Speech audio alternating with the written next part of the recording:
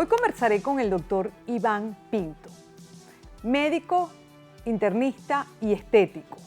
Hablaremos sobre el balance, sobre la sociedad, la ciudadanía, la medicina integral, la estética y la búsqueda de la belleza. Y por supuesto, el post-COVID. Iván, es un placer tenerte aquí.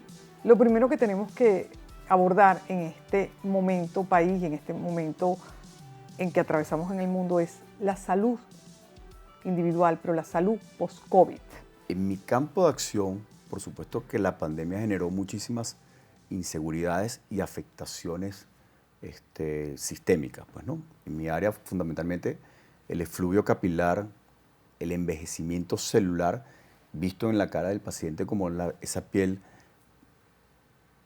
con falta de lozanía, con falta de vitalidad, la afectación, por supuesto, a nivel de articulaciones o ciertas estructuras que también traen consigo el debilitamiento estructural del paciente.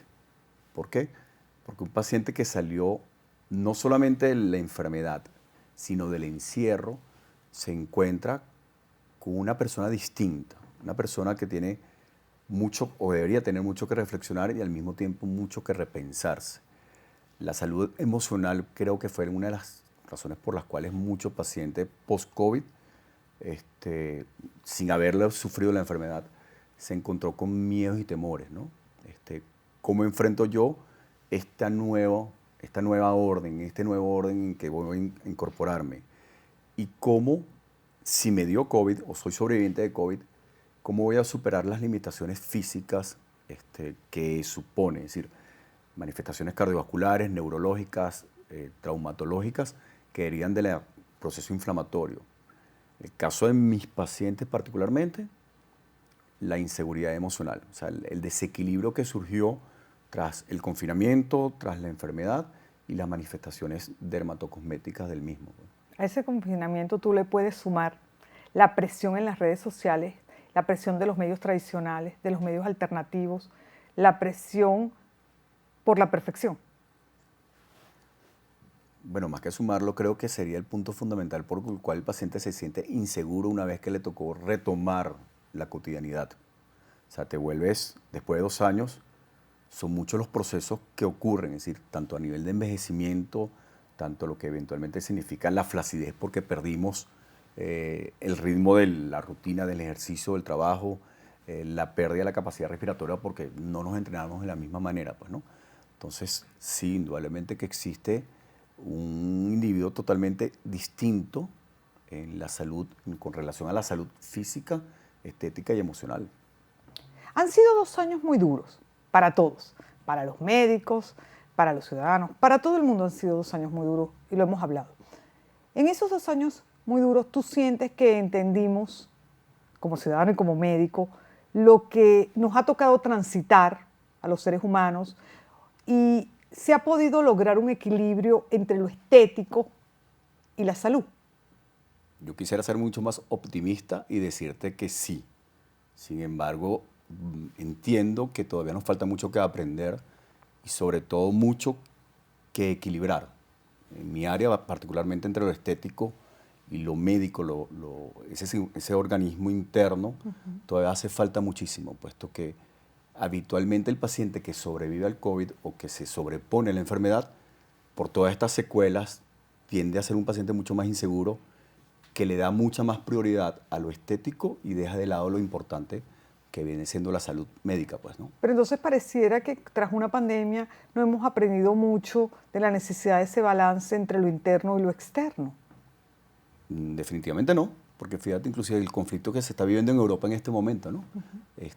Detrás de una pandemia donde todos teníamos preocupaciones en conjunto, pasa otra vez el ego, el individualismo, el sentido de pertenencia o posesión a imponerse ante lo que significa el beneficio colectivo, eso que llamamos ciudadanía, eso que llamamos ser parte de un conglomerado. Entonces, volvemos a lo individual, volvemos a lo que a mí me gusta, a lo que yo quiero, a lo que para mí es importante y no prestamos atención a lo que está ocurriendo en la persona al lado, en el moderador, en los muchachos que están tras cámaras, pues no. El ejercicio de la ciudadanía no siempre es fácil. El ejercicio de la ciudadanía requiere educación, requiere una construcción de lo que es la ciudadanía, y es entender el rol y el papel que cada individuo, desde su espacio individual o desde su espacio profesional, puede hacer por una sociedad. Por eso es que empezamos esta conversación hablando de la salud post el COVID, aunque lo estamos transitando. Es que si partimos del principio que en un núcleo familiar bien constituido o de los destructurados que tenemos habitualmente en Latinoamérica, los padres o los tutores o los abuelos cumplieran con ese deber de formar, de educar, de informar a los niños, adolescentes y adultos jóvenes, pudiésemos entender más lo que significa ser ciudadano, es decir, que mi espacio es dentro de mi casa, mi cuarto, mi habitación, así sea que la comparta con 2 o 3 hermanos más, pues, ¿no? Pero yo tengo un espacio donde también tengo que darle derecho y respeto al espacio del otro que convive allí. Entonces pareciera ser mucho más complejo, pero yo creo que la ciudadanía se construye desde el mismo momento en que tú le das a tu mamá, obviamente estoy hablando de niños recién nacidos, que es imposible que lo entiendan, pero cuando ya ese niño comienza a entender que la mamá tiene derecho al descanso y no puede perturbarlo, que el papá viene cansado del trabajo y no puedo yo solicitar que me preste la atención debida, creo que ese niño va a ir formado más por ese criterio de compartir, ¿no? Y los ciudadanos habitualmente carecemos es de eso, pues el hecho de ser empático con relación a la realidad del otro. Ese es el mundo ideal, pero tú como médico y un médico que además trabaja varias áreas en simultáneo, sabes muy bien que el ser humano tiende al individualismo. Y uno pensaría que tras lo que hemos vivido, ¿no?, la pandemia, la pospandemia, lo que estamos transitando, una posible guerra, me lleva a preguntarte, ¿somos más frívolos o menos frívolos que antes? Me gustaría decirte que no, que somos menos frívolos, pero la realidad es que el ser humano siempre va a ir en la búsqueda de algo que es una perfección, sobre todo en el área de la estética, ¿no? Pero la perfección no existe. Indudablemente que no existe. O sea, lo podemos ver en las flores, donde sí existe una perfección, un balance de colores, en la naturaleza per se, pero en el ser humano somos naturalmente imperfectos, pero siempre existe el anhelo de acercarnos a ello, ¿verdad? ¿Se busca más la estética ahora? Desmesuradamente sí. O sea, no solamente en la paciente adulta o el paciente adulto que tiene miedo al envejecer y tiene miedo a lo que significa el envejecimiento, sino me preocupa mucho más en las poblaciones jóvenes, que en virtud de lo que significan las redes sociales, la influencia de las redes sociales, buscan acercarse a un prototipo que muchísimas veces dista de ellos. ¿Y qué le dices tú a esos jóvenes que buscan la perfección y que buscan una imagen que dista de ellos? ¿Qué les dices? Bueno, recuérdate que uno de los anhelos fundamentales del ser humano es la aceptación. Es decir, luchamos por ser aceptados, Y la búsqueda de la belleza. aceptados por el entorno, aceptados por patrones, por códigos. En esos pacientes jóvenes, lo que yo abogo es que se acepten a sí mismos y que a partir de encontrarse consigo, a partir digamos, de valorar su estética, sea muy linda o no sea tanto, comience a construir o a edificar ese ser humano feliz, ¿no? Donde el equilibrio entre lo que significa la salud física, la salud mental y la salud estética sea como esa especie de triángulo equilátero donde cada uno de los lados pesa por igual que el otro, pues, ¿no? Has tocado muchos temas que son transversales. La salud física interna, la estética, las redes sociales, las influencias externas, el protagonismo, la figuración, el seguir otros modelajes. Y todo esto termina en a quién me quiero parecer o cómo quiero ser, pero también es el reflejo de una sociedad contemporánea. Eso no va a cambiar porque la información y la atomización de la misma nos lleva a ver muchos modelos que no necesariamente son los ideales. Entonces tú te tienes que encontrar con eso todos los días. ¿Cómo se lucha con eso o por eso? Mi secreto es, primero, amar lo que hago, quererlo mucho, disfrutarlo y entender que mi rol social, en este caso de médico, termina una vez que cierro la puerta del consultorio. Después viene Iván Pinto, el que se encuentra en su casa, que es capaz de disfrutarlo, el ciudadano, que es capaz de respetar o que tiene la obligación de respetar al que esté en el entorno y hacer como ese break, ¿no? Lo que significa, te quitaste la bata, pasas a ser ciudadano, pasas a ser respetuoso en otra arista de tu vida que es lo social, pues, ¿no? los ciudadanos, el entorno social donde te desenvuelves. Con los pacientes, ¿cómo hago? Insto a que se eduquen, a que se formen, a que se desprendan un poco de esa tendencia, ¿no? Porque al final de cuentas, como dices tú, todos formamos parte de un entorno social donde las tendencias marcan pautas, marcan camino. Pero esto es una lucha ancestral del ser humano. Es decir, naturalmente andamos en manadas y siempre existe un liderazgo que sobresale. Sobresale porque por lo bello, por lo estético, lo preparado, por lo inteligente. Todas esas cualidades, por decirlo de una manera, construyen al ser humano, al líder, al individuo. Entonces hay que entender que cada uno de nosotros como concepto somos únicos e irrepetibles, entonces vamos a aceptarnos tal cual, pues, ¿no? Eso, la búsqueda de la belleza, el balance, no necesariamente se logra, y más en este tiempo. En días recientes escuchaba o leí en alguna parte que durante la pandemia hubo un aumento en la cantidad de cirugías estéticas que la gente se hizo, no en Venezuela, en el mundo. El mundo. Entonces parece haber una contradicción con lo que nos llevaría a reflexionar una situación de pandemia, ¿verdad? ¿Es así o no es así? Estadísticamente se habla de que el incremento de las cirugías estéticas obedeció más al fenómeno del aislamiento. Es decir, estoy de reposo, no tengo que ir al trabajo, las amigas no me ven, Tengo más es el tiempo. momento oportuno como para dedicarme a la recuperación. Ajá. Y cuando sales de nuevo al mundo, cuando se comienza a reincorporar, la impresión es, oye, qué bien estás, te sentó bien el descanso. Es como cuando el fin de semana tú te dedicas a descansar intelectual y físicamente y el lunes amaneces más rozagante. Creo que por allí fue la razón por la cual las cirugías estéticas aumentaron. Por supuesto que está el fenómeno psicológico del encierro. A eso te iba a decir, que pareciera mentira, pero uno también se encontró con mucha más gente a la que uno después vio y dijo, ¿qué pasó con esta persona? La gente pareciera que envejeció también durante la pandemia. Bueno, porque hacerse un procedimiento estético implica vencer muchos miedos, ¿no? Primero, los propios a la cirugía. Segundo, ¿será que voy a la clínica o al hospital y si me infecto por el COVID? O sea, ¿me va a salir bien el hecho de poderme o exponerme al riesgo y eventualmente termino muy mal cuando termino infectado de COVID con las consecuencias que esto traía? Entonces, claro, la que fue sujeta de sus miedos se quedó en casa y no se preocupó.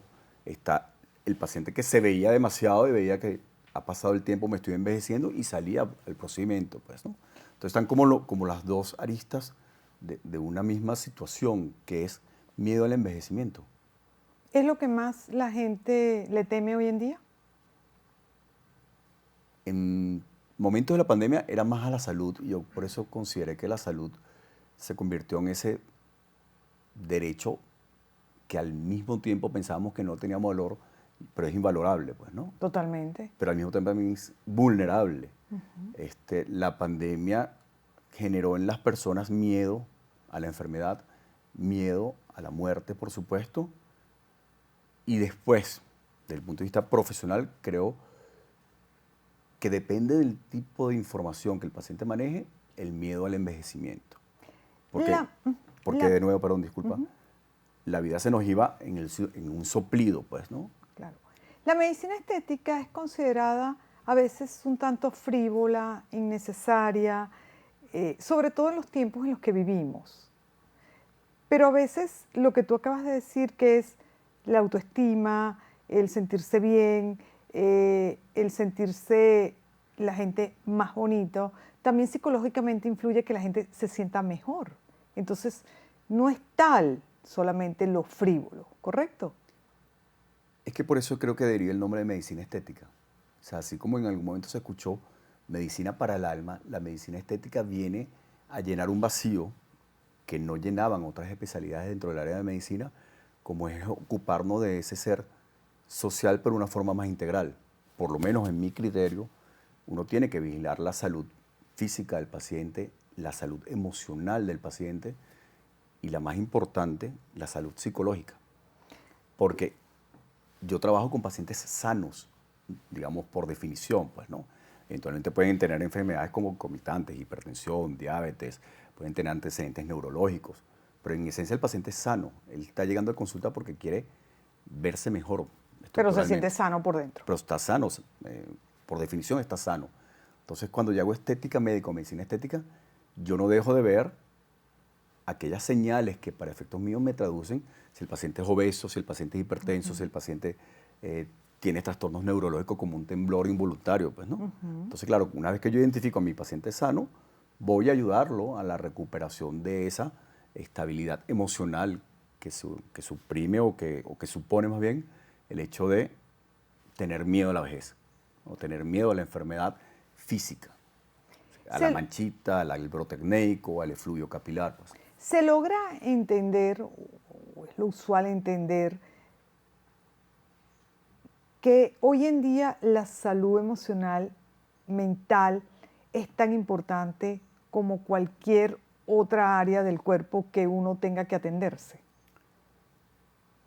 Cuando yo comencé a estudiar medicina, ya hace unos tantos años atrás, la Organización Mundial de la Salud determinaba que salud era el equilibrio entre la salud física y la salud emocional.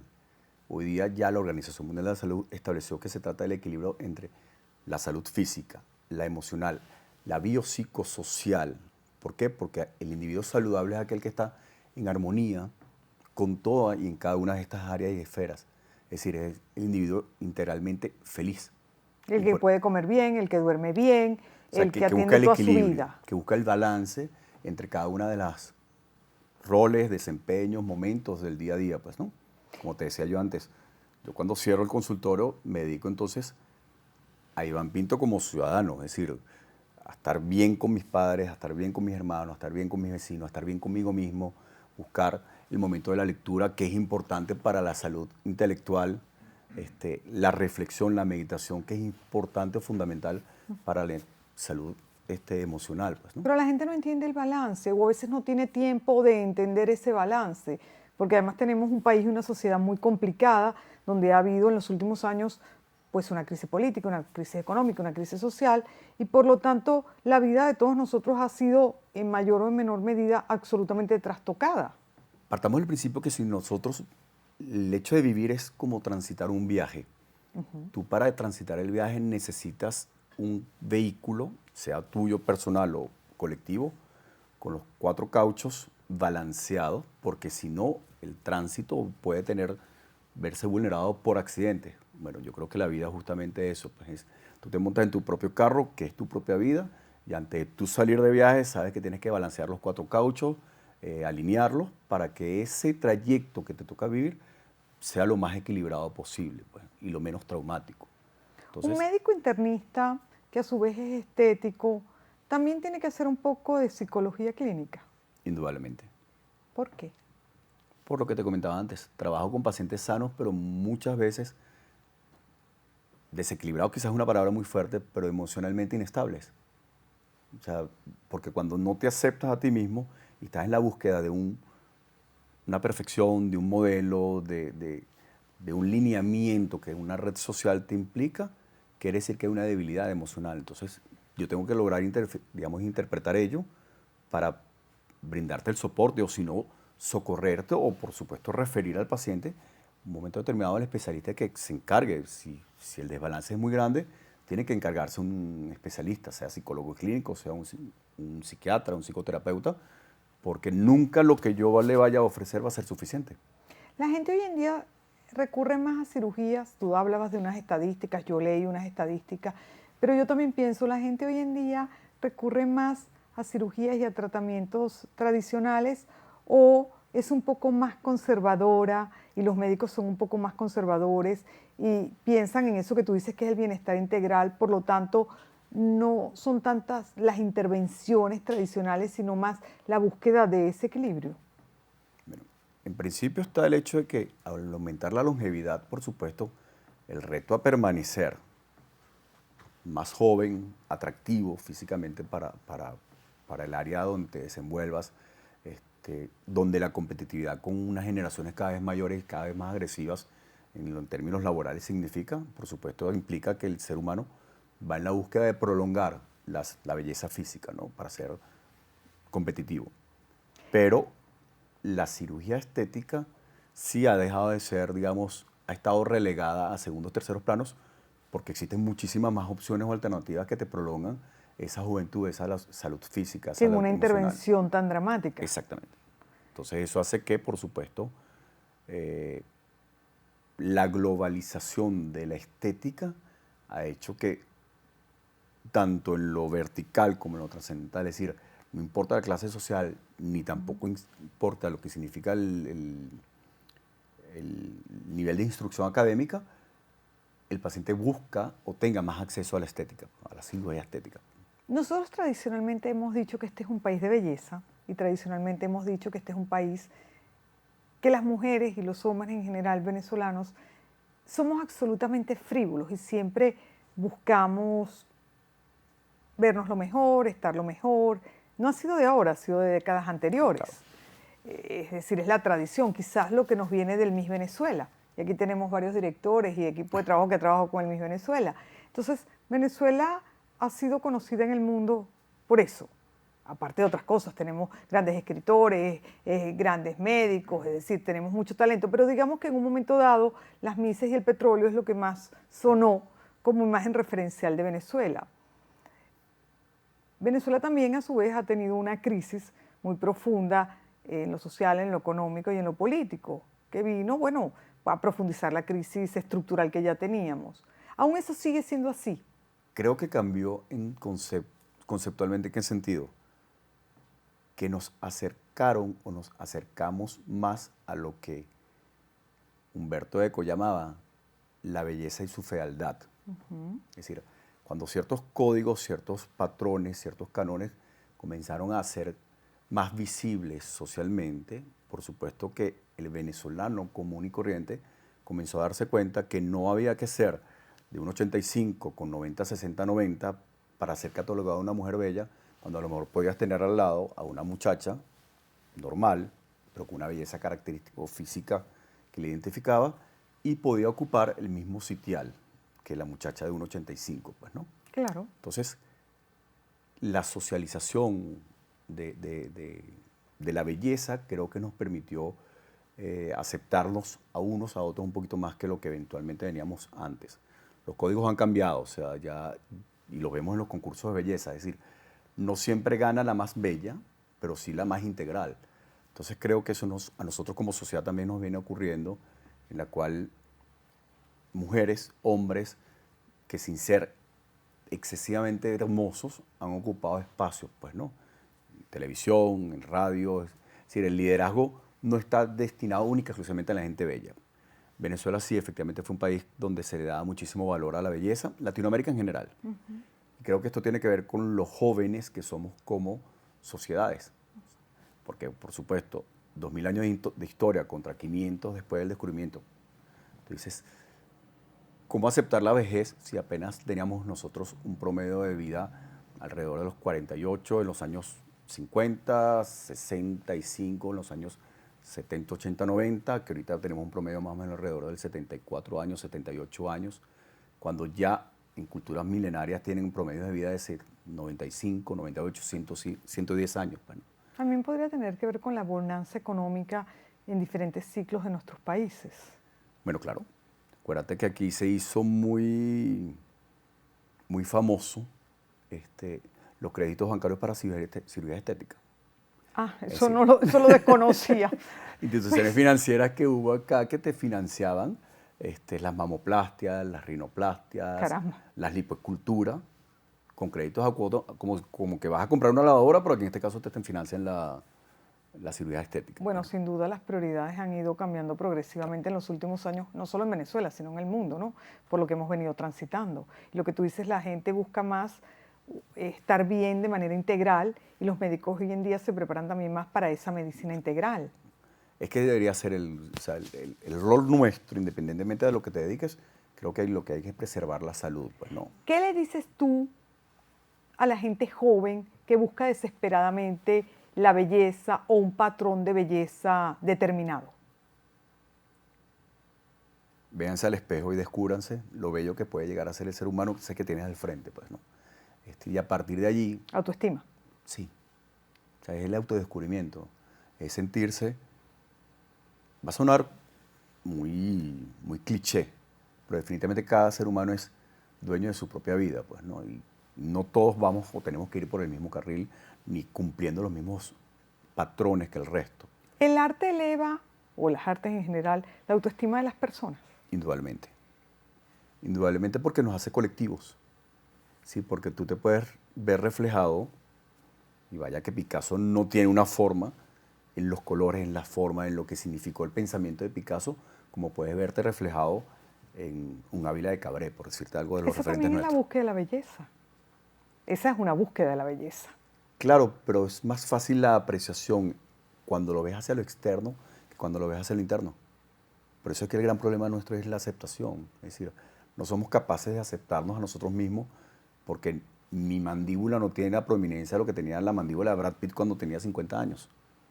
O que yo no tengo el 1,85 que tiene el personaje de Thor, que es un individuo altísimo, parece un vikingo, por decirlo así, y entonces existen esos códigos que si yo no llego allá, ¿en qué voy a vivir? En medio de una frustración absoluta. Entonces tengo que nutrirme, o debería nutrirme de otras cosas, como eso, la apreciación del arte, la lectura, la música, porque te están elevando, a final de cuentas, o te están llevando a un nivel superior, que es lo tan terrenal, pues, ¿no? Por eso siempre insisto que la cultura, el arte o las artes en general elevan la autoestima de las personas, les permiten no solo amarse y quererse más, sino también los lleva a ser mejores ciudadanos. Y una persona cuando eleva su autoestima, al mismo tiempo es una autoestima individual, pero eso lleva a una autoestima colectiva. Colectiva, y además que nos devuelve un ápice de humildad que tanto nos hace falta.